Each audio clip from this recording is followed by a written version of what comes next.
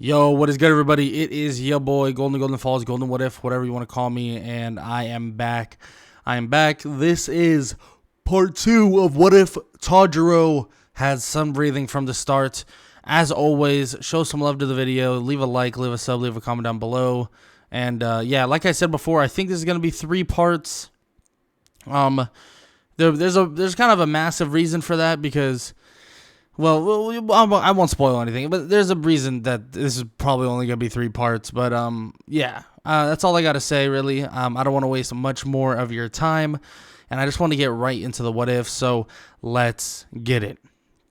Tanjiro Kamado heads to his first official mission as a demon slayer to the city that never sleeps. But soon he would run into someone that he never expected to even catch a scent of. And while he enters the city carrying the box of his sister Nezuko, he would then get a whiff of something that would terrify him to his core. And that, well, that would be Muzan.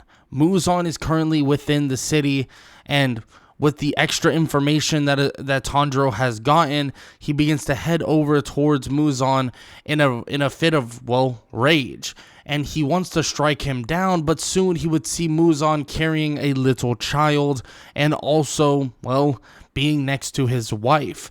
Now, he immediately believes that he should try and strike down Muzan, maybe even kill him, but he remembers what others were saying about who this person truly is, about who Muzan truly is.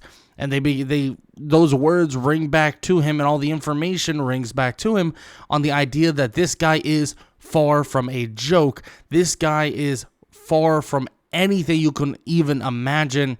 But soon Tanjiro would allow him to basically just leave and kind of avoid conflict for the most part, or at least that's what he thought he was avoiding.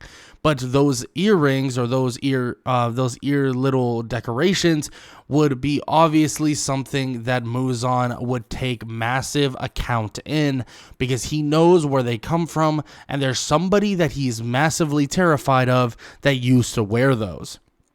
Now, this would lead to Tanjiro meeting Yushiro and also Lady Tamayao, just like everything would be just the normal part of canon. He would speak with them, they would speak about getting a cure for Nezuko, and they would speak on everything they possibly can.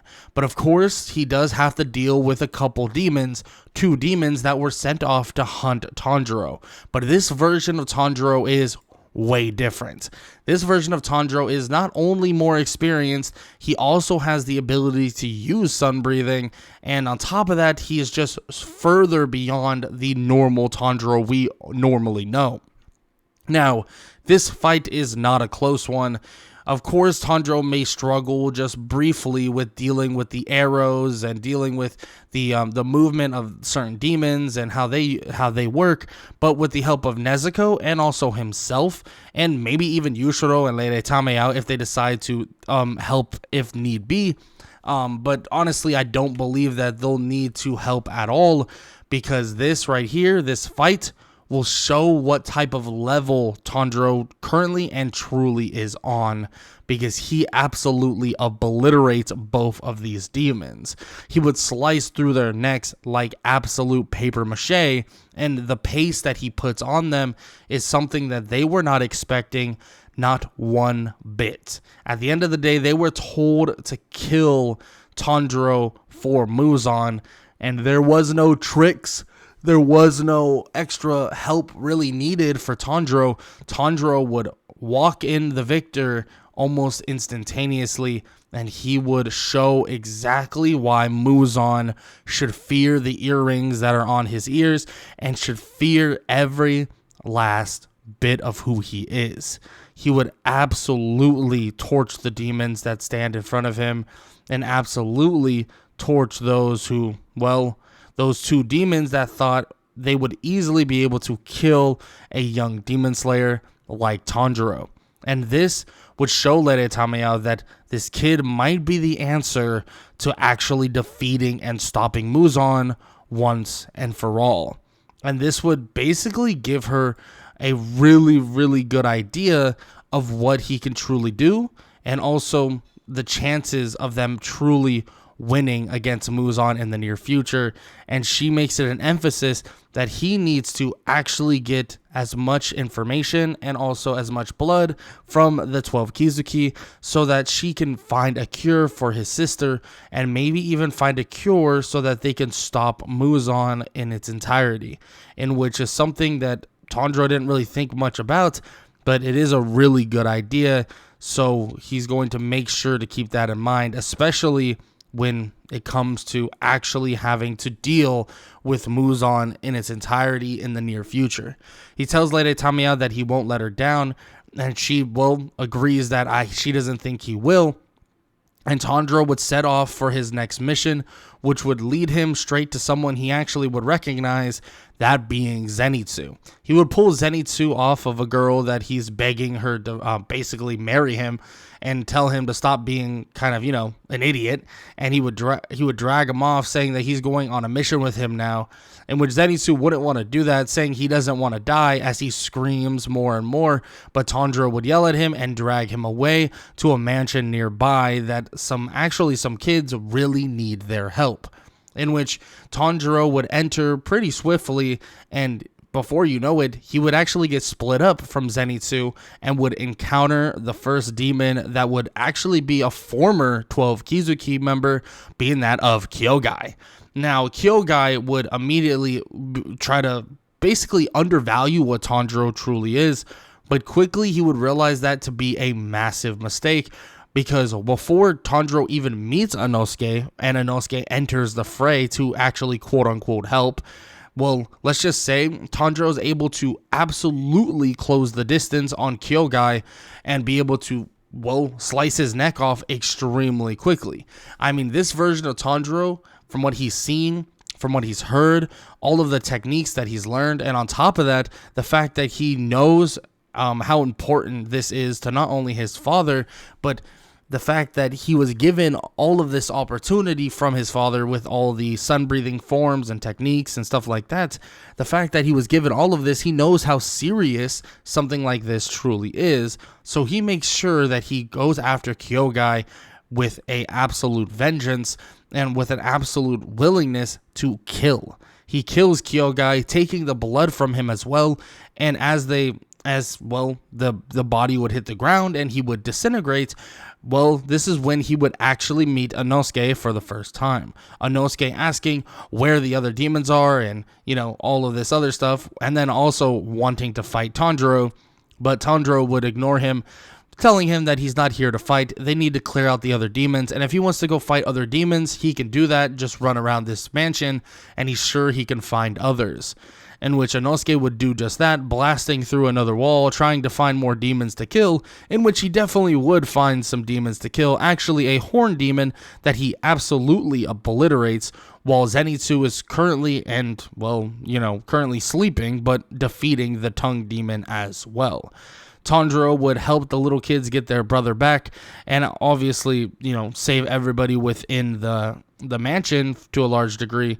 And let's just say Tanjiro has made a former member of the 12 Kizuki look like an absolute joke, and it kind of makes it shown, or you can kind of see what level Tanjiro truly is at this point. And Tanjiro would exit the mansion with the other little kids, making sure that they don't get lost and, everybody is safe. So he is out a little bit later than both Zenitsu and Inosuke. And Inosuke is actually trying to break into the box that, Zenitsu is currently protecting, and the box that holds Nezuko. Immediately, the respect for Zenitsu would grow massively, and Tanjiro would ensue in trying to stop Inosuke from actually taking the box or hurting who is inside the box, which we obviously know who's inside the box. Now, in doing so, Inosuke would try to fight Tanjiro, and in which it would lead to hand-to-hand combats, but of course, Tanjiro has a ton more advantages on Inosuke. Obviously, the sun breathing doesn't help as much, but the concentration breathing constant, and also his experience with his breathing style just massively helps him in that hand-to-hand combat, and he's able to easily shovel off Inosuke, actually knocking him out. And this is where Inosuke not only gains respect for Tanjiro, but also wants to be better than Tanjiro, thinking to himself that he can truly be better than someone like Tanjiro, which obviously he doesn't call him Tanjiro.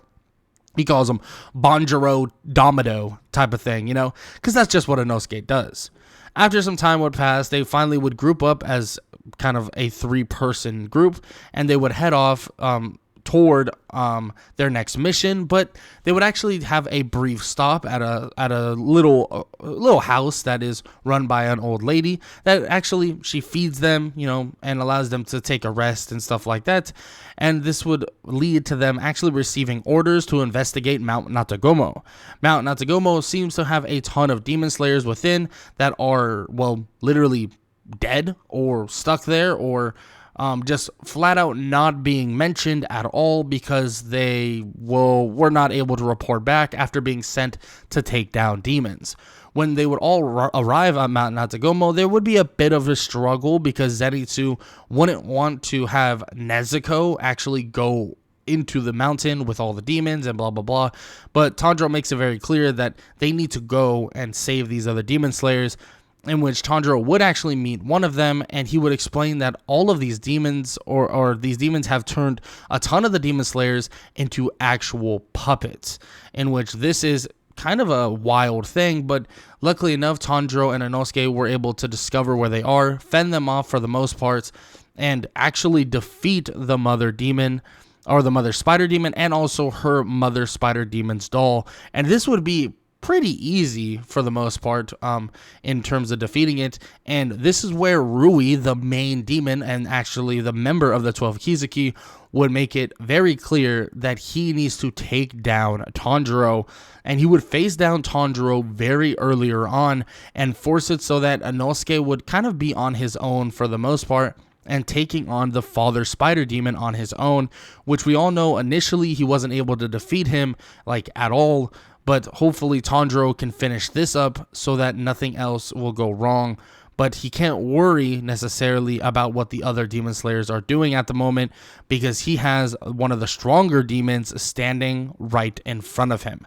So Tanjiro and Nezuko take on Rui in an absolute crazy battle where Tanjiro shows off his sun-breathing skills and shows off what he's not only trained for, but also all of the stuff that he's learned and flat out just evolved while utilizing sun-breathing.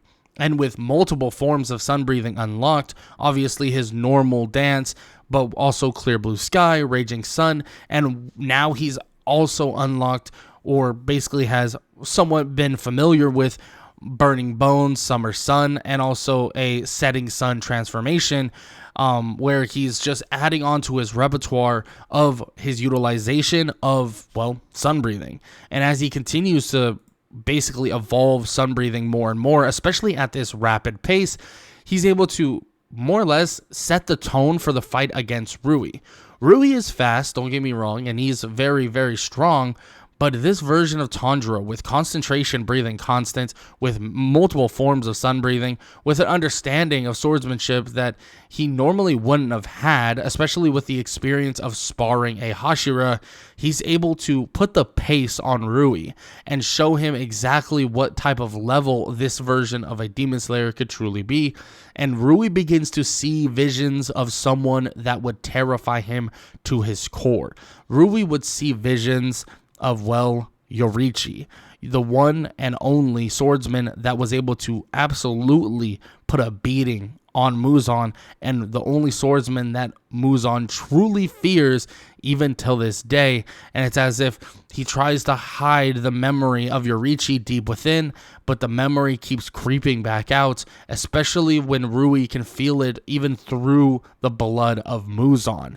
And Tanjiro absolutely shows why he should be feared and why Yorichi was feared all those years ago, as he connects with the neck of Rui, slicing it clean off with one of his, well, sun-breathing forms, being that of clear blue sky. He spins, twists his upper body, and in a 360 slash, cuts through his neck in a matter of a split second, and even cuts through all of the strings that were created by Rui's blood demon arts. And, well, he stabs a needle into Rui's leg as he takes some of his blood, and Rui begins to disintegrate as Rui's face is in complete shock. Even Tanjiro standing there, not serious, but honestly, he feels bad for Rui, and he feels bad for, well, what he's gone through, even though he has been doing horrible things. And he tells Rui that he hopes that he can find peace in death and find peace in the afterlife. Rui would think that he's mocking him, but Tanjiro would shake his head and say that he hopes that he truly does find peace in the next life, as Rui would disintegrate to dust. And as Tanjiro would turn around, he would actually see somebody watching the fight, and that is Giyu Tomioka. Giyu Tomioka is absolutely impressed, but his face wouldn't show it with how serious he always is. But he tells Tanjiro that he's definitely come a long way, and there's no denying that, and not every Demon Slayer would have been able to take down someone like Rui, and take down someone like, well, Rui being that of a part of the 12 Kizuki. And this would warrant him becoming a Hashira at this level, but with how new he is, well, there's probably going to be some backlash on him becoming a Hashira this early on, but still, keep training, keep working, and, well, he's easily going to become a Hashira, in which Tanjiro would remark that he doesn't care about becoming a Hashira necessarily. All he cares about is saving people and obviously saving his sister, in which, as that is being said, Kanao would come out of nowhere trying to strike down Nezuko, who's currently just standing next to them, and Tanjiro would block her blade, and another fight would begin to ensue. Tomioka would tell her to stop, as Shinobu would come diving in as well, and he would try to block her blade as on top of that. This is when a 2 versus 2 fight would break out, basically for no reason, but truly the reason is so that they can save Nezuko. Nezuko is ready to join in the fight as well, but Tanjiro waves her off, telling her to hide and not get killed, not here and not now. Tanjiro would continue fighting Kanao, telling her that this isn't what she thinks this is, and that they need to stop fighting because that is his little sister, and she's never hurt anyone.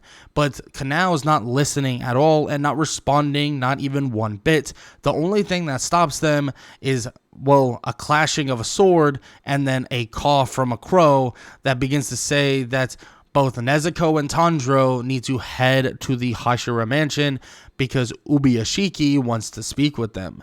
And of course, everyone stops. It's as if immediately the words of that crow, really talking mostly about the master of all demon slayers, stops them in their tracks. So eventually, they all stop, and they would all head to the Hashira mansion, where Tanjiro tries to speak with Kanao, but Kanao doesn't really respond, at all. And Shinobu would respond basically on her behalf, saying that demons or demon slayers are not supposed to be harboring demons at all, and the fact that Giyu must have known this, well, it's going to be bad for him too. But Tanjiro says that his sister is not like other demons, and, well, he doesn't know what he has to say to get that through their head, but we'll just have to wait and deal with it as, well, as they get there. And of course, that is basically what's going to happen. They're going to have to deal with it, in which they do all speak about, well, specifically, Nezuko. And they all talk about Nezuko, and they all talk about what they should do with her, and so on and so forth. And eventually, it's given orders by Ubuyashiki that Nezuko will be allowed to be a demon slayer, and it's on the word and also on the vow of basically Sambuku, I believe that's how you say it, or basically, if Nezuko does kill or eat a human, that both Tomioka, Urakodaki, and Tanjiro will take their own lives. And of course, this will be accepted for the most part, but the Wind Hashira, well, let's just say he's not so accepting of this at all, as he would stab through Nezuko's box and basically want to show why she isn't what they think she is, in which immediately would cut himself. But Nezuko seems to resist the blood that the Wind Hashira, or Saname, is actually revealing to Nezuko, which is even more impressive because supposedly Saname's blood is absolutely potent to demons, and demons love the smell of his blood more than anyone else's, and it's just kind of a special thing that some, well, humans actually have to endure or have in general. Now, this would lead to Nezuko, like I said, refusing the blood, and this would also lead to everyone now agreeing that Nezuko should be part of the Demon Slayers, even though a lot of people are massively hesitant.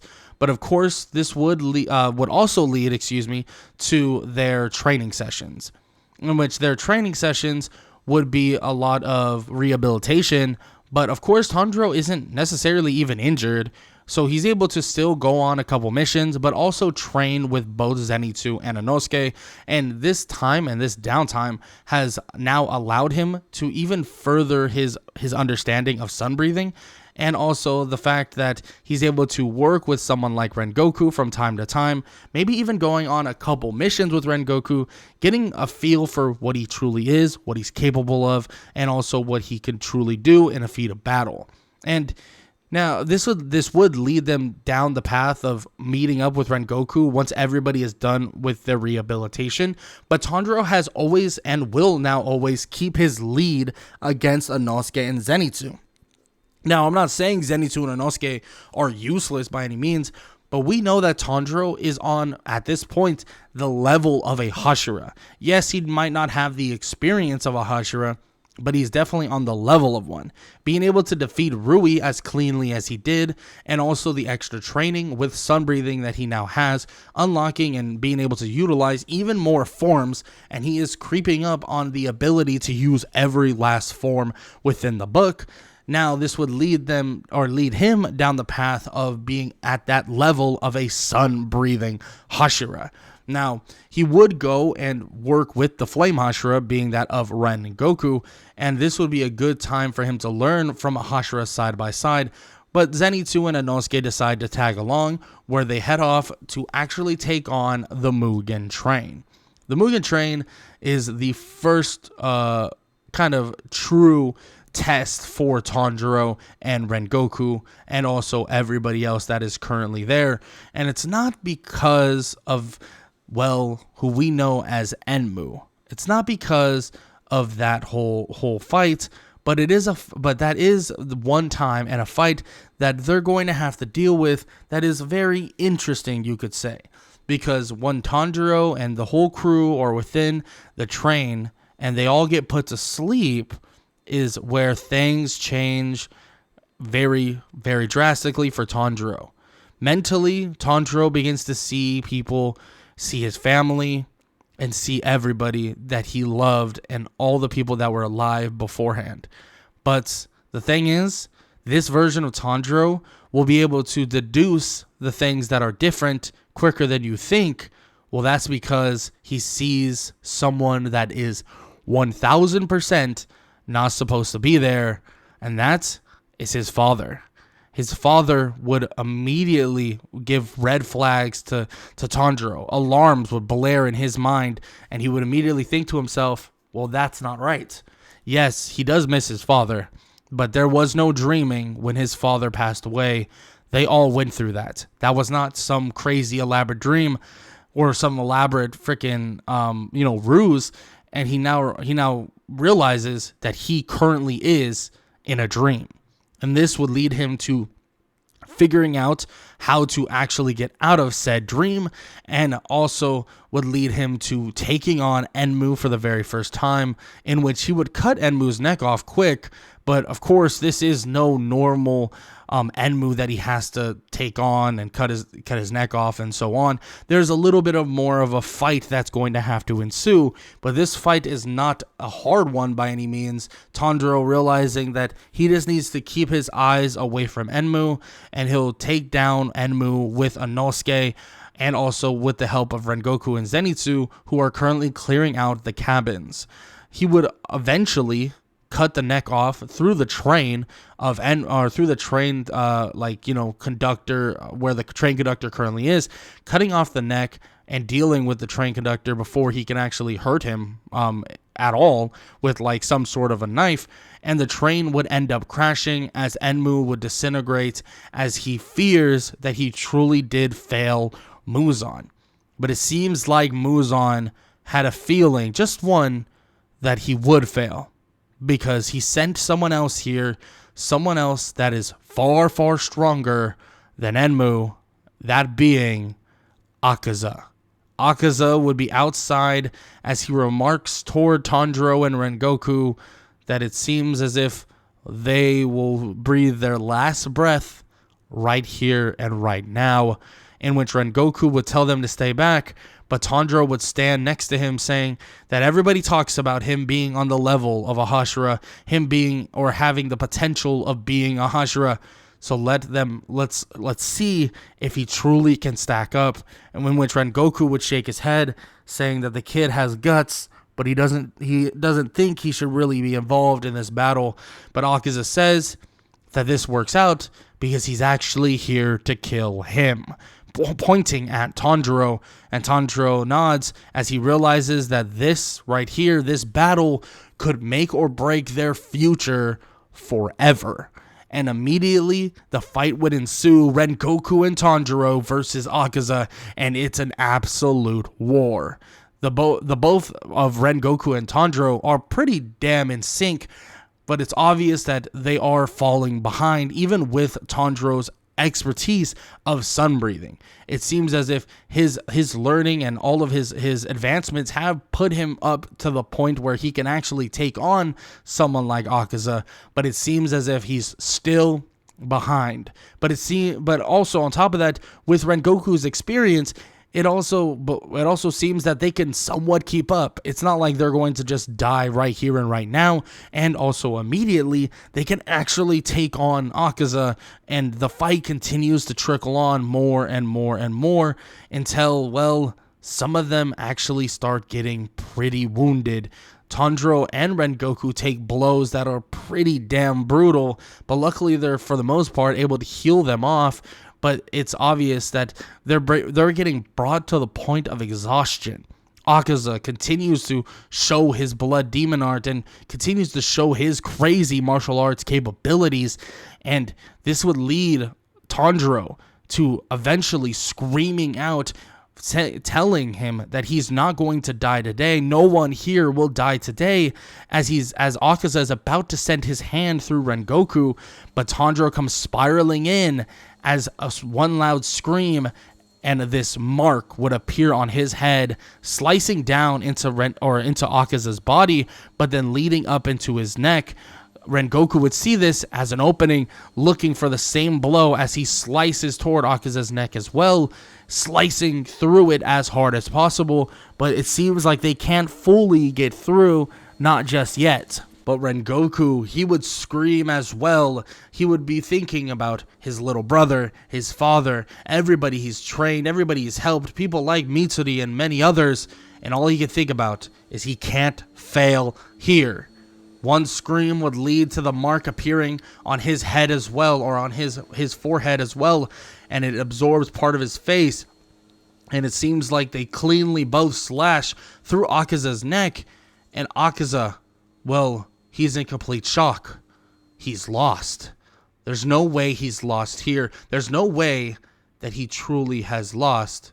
But it seems as if his body, the body without his head, continues to fight on. And Tanjiro and Rengoku try to fend off the body, and it seems as if their hope is dwindling. They feel like there's no way. They just killed him, didn't they? But he somehow lives? He somehow is still fighting, even without a head? This doesn't make sense. And immediately the head would back up toward the head, or the body, would back up toward the head of Akaza, and he would pick it up. As he goes to place the head back on his own body, as if he's about to channel an evolution, Akaza would remark that they both proven that they are true and utter warriors, and that they truly have won this battle, and this battle is theirs, in which Akaza's body would disintegrate to nothing as Rengoku and Tanjiro would stand there with a realization that it seems as if they just learned information that maybe they wouldn't have had if they didn't go through this fight. But as Rengoku is about to say another word, he collapsed to the ground as there's a pretty big chunk or a big flesh wound on the side of his body. Tanjiro would run over, picking him up and telling Inosuke and Zenitsu that they need to get him treated as soon as possible. But as Tanjiro runs as well, his body would collapse just like Rengoku's did. And immediately Zenitsu and Inosuke would have to pick them both up and run off to the Hashira mansion. But what happens to Rengoku and Tanjiro? Well, you're going to have to find out in the next and final part of What If Tanjiro Had Some Breathing from the start. If you enjoyed, show some love, leave a like, leave a sub, leave a comment down below. I'm sorry if you guys hear that in the background. I really hope my background music covers it up, but I hear a freaking vacuum back there, so I'm sorry about that. I thought it happened to the end of the video, so I was like, I gotta just power through it. Hopefully it's not too loud in the background. But yeah, nonetheless, hope y'all enjoyed the video. Hope y'all show some love as well. Make sure to leave a like, leave a sub, leave a comment down below, all that good stuff. And I hope all y'all have an amazing day. Later.